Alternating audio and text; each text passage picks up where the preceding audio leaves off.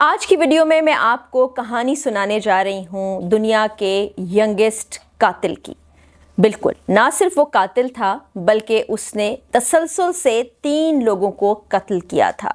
वो कौन था, उसको क्या सज़ा मिली, कत्ल किस तरह से किए गए और आज वो कातिल कहाँ है, आज की वीडियो में मैं आपको बताने जा रही हूँ। ये सन 2006 का वाक़या है।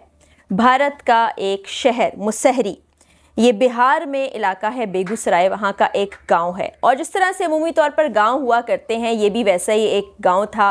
लोग एक दूसरे को जानते थे, सबको पता था कौन किसका बेटा है, किसका बाप कौन है, ख़ानदान में कितने अफराद हैं, सब मिलजुल कर रहते थे, एक दूसरे की मदद किया करते थे। एक रोज़ चुनचुन देवी की बेटी गायब हो जाती है। 6 माह की बच्ची गायब होने पर एक वावेला मच जाता है। माँ परेशान होती है, उसको ढूंढने के लिए पूरे गांव को साथ मिलाती है, मुख्तलिफ जगहों के चक्कर काटती है, लेकिन बेटी नहीं मिलती। बिलाखिर वो करीबी पुलिस स्टेशन में चली जाती है। भगवानपुर पुलिस स्टेशन में पुलिस को बताती है कि मेरी 6 माह की बच्ची गायब हो गई थी, मैं कुछ काम कर रही थी स्कूल के अंदर, प्राइमरी स्कूल था इलाके का, वहाँ पर मेरी बच्ची गायब हुई, मैं उसको ढूंढती रही, मुझे बच्ची कहीं ना मिली और बिलाखिर मैं पुलिस स्टेशन आने पर मजबूर हुई। अब चूंकि बच्ची बहुत छोटी थी, पुलिस फौरी हरकत में आती है, बच्ची की तलाश शुरू कर दी जाती है। बच्ची कहीं नहीं मिलती। फिर उनको मैदान में खेलते हुए कुछ बच्चे नजर आते हैं। वो बच्चों से पूछगछ करते हैं, पूछना चाहते हैं कि शायद उनमें से किसी ने बच्चे को अपने पास रख लिया हो, क्योंकि गांव में ये कल्चर बड़ा आम था कि छोटे बच्चों के साथ खेलना। तमाम बच्चे गांव में किसी मैदान में खेलते थे। वहां पर एक नन्हा बच्चा मौजूद था जिसकी उम्र उस वक्त 8 साल थी। उसको पुलिस अपने पास बुलाती है। उस बच्चे का नाम था अमरजीत सादा। उससे पूछती है कि बेटा, तुम्हें बच्ची के बारे में कुछ पता है? बच्ची का नाम खुशबू था। वो बच्चा फौरन कहता है, जी मुझे पता है खुशबू के बारे में। वो कहते हैं, खुशबू कहाँ है? कहता है, मैंने उसको मारकर सुला दिया। पुलिस हैरान हो जाती है। फिर वो समझती है कि बच्चा कोई कहानी घड़ रहा है, शायद वो खुद से कुछ बातें बता के, जैसे बच्चों की आदत होती है, कहानी घड़ के उनको सुना रहा है। वो दोबारा उससे पूछते हैं कि ये तुम कैसी बातें कर रहे हो? बच्चा कहता है कि मैं आपको सब बताऊंगा, मैं आपको खुशबू के पास ले जाऊंगा, लेकिन पहले मुझे खाने को बिस्किट दें। फौरी तौर पर पुलिस करीबी दुकान पर जाती है। उस बच्चे को, अमरजीत को, बिस्किट दिया जाता है। बिस्किट के बाद वो पुलिस को कहता है, आए मेरे साथ, मैं आपको उस जगह ले जाता हूँ जहाँ पर खुशबू मौजूद है। वो उन्हें एक मैदान में ले जाता है जहाँ पर झाड़ियाँ होती हैं। करीब एक गड्ढा खुदा हुआ दिखाई देता है जो ताज़ा होता है। पुलिस को कुछ कुछ शक गुजरने लगता है। जिस वक्त उस गड्ढे को खोदा जाता है, उसमें खुशबू की खून में लथपथ लाश बरामद होती है। उसके सर पर बहुत सी चोटें आई होती हैं। वो अमरजीत से पूछते हैं कि ये बच्ची का हाल ऐसे कैसे हुआ? वो बताता है कि मैंने इस बच्ची का गला दबाया, मैं उसे मज़ा आ रहा था जब बच्ची तकलीफ़ में रो रही थी, चीख रही थी, चिल्ला रही थी।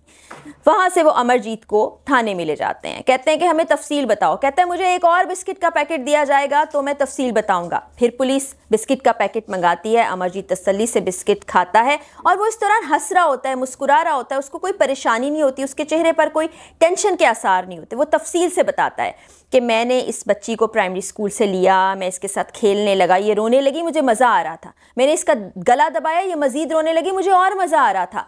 फिर उसने एकदम रोना कम कर दिया, मुझे अच्छा नहीं लगा, मैंने करीब से ईंट उठाई, इसके सर पर दे मारी, बच्ची चीखने लगी, रोने लगी, उसका खून बहने लगा, मुझे मज़ीद मज़ा आने लगा।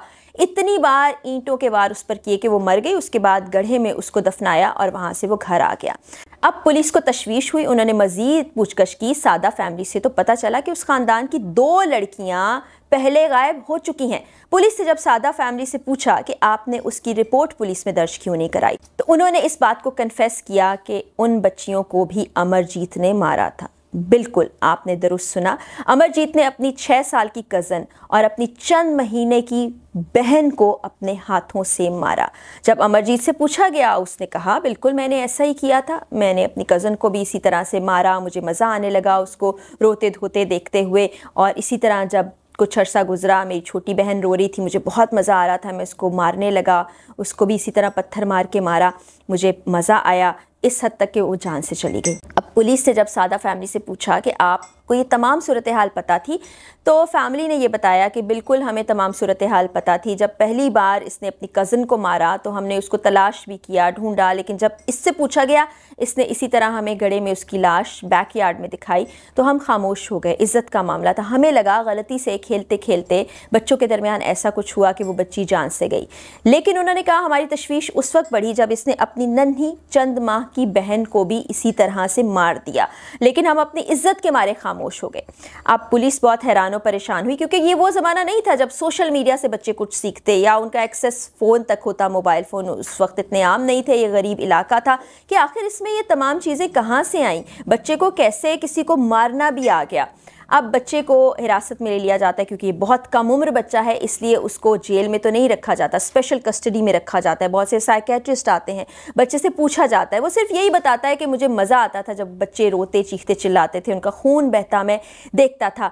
अब बच्चे को स्पेशल केयर की ज़रूरत थी, उसको इसी तरह से कई सालों तक कस्टडी में रखा गया, स्पेशल कस्टडी में रखा गया, उसका ट्रीटमेंट किया गया। और फिर जब अमरजीत सादा 18 साल की उम्र को पहुंचता है तो उसको किसी नामालूम मकाम पर, किसी ऐसी जगह पर भेज दिया जाता है जिसको कहीं नहीं मालूम। उसकी शनाख्त भी तब्दील कर दी जाती है, उसका नाम भी तब्दील कर दिया जाता है, और हो सकता है कि अमरजीत सादा भी ये वीडियो देख रहा हो।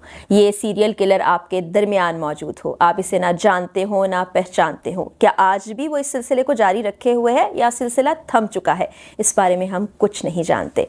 और इस तरह से अमरजीत सादा दुनिया का कम उम्र तरीन सीरियल कातिल बन चुका है। इजाज़त दीजिए, अगली वीडियो में फिर मुलाकात होगी। अल्लाह हाफिज़।